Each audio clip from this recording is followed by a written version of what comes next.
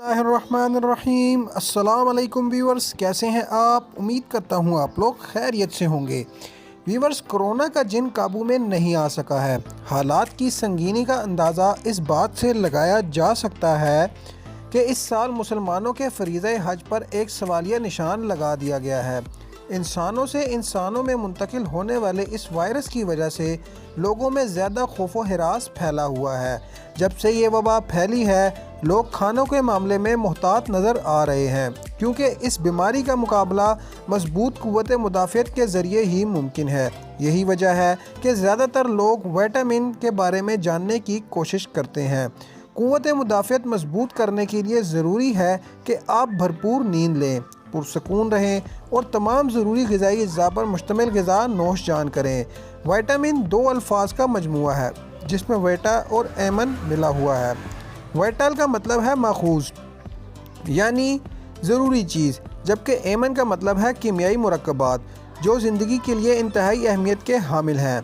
इन कीमियाई मुरक्कबात की साख्त पेचीदा होती है और ये कलील मिकदार में जिस्म को दरकार होते हैं, लेकिन ज़िंदगी के लिए इतने अहम और ज़रूरी होते हैं कि इनकी कमी और अदम मौजूदगी से हमारी सेहत मुतासिर होने लगती है। आम तौर पर विटामिन को दो ग्रोहों में तकसीम किया जाता है।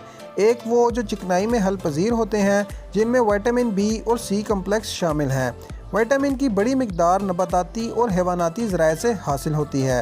नबाताती ज़राए में हरी पत्ते वाली तरकारियाँ, जड़ वाली सब्ज़ियाँ, दालें, चने, लोबिया, गिरियाँ और साबुत अनाज शामिल हैं, जबकि हैवानाती ज़राए में कलेजी, गुर्दे, गोश्त और मछली के अलावा दूध, अंडे और इनसे तैयार शुदा मसनूआत शामिल हैं।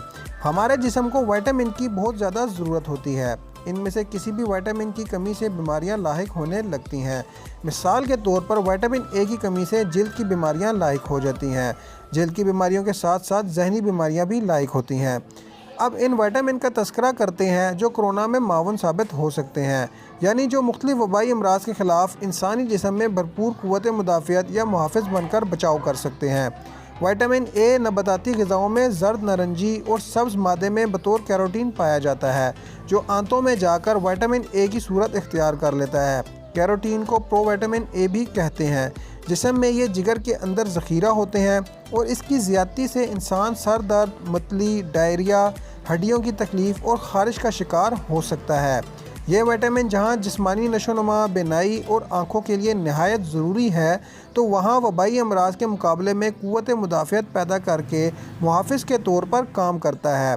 इस विटामिन के ज़िमन में ये बात रखनी चाहिए कि दूध की मसनूआत, अंडे, मछली, सब्ज़ पत्ते वाली सब्ज़ियाँ, पीली और नारंगी रंग वाली सब्ज़ियों का इस्तेमाल इसकी कमी नहीं होने देता। लिहाजा इसकी कमी या इसकी ज़्यादती जिस्म में चर्बी का ज़ख़ीरा बढ़ाती है। विटामिन सी की एक सादा किस्म का नामियाती तरशा है जो तमाम विटामिन में सबसे ज़्यादा नाजुक और हसास है और हवा लगने की सूरत में ज़ाया हो जाता है। खुराक में ताज़ा फलों और सब्ज़ियों में वसी पैमाने पर मौजूद होता है, लेकिन इससे हासिल करदा मिकदार का इन्हिसार इस बात पर होता है कि इन्हें कैसे तैयार किया जाए।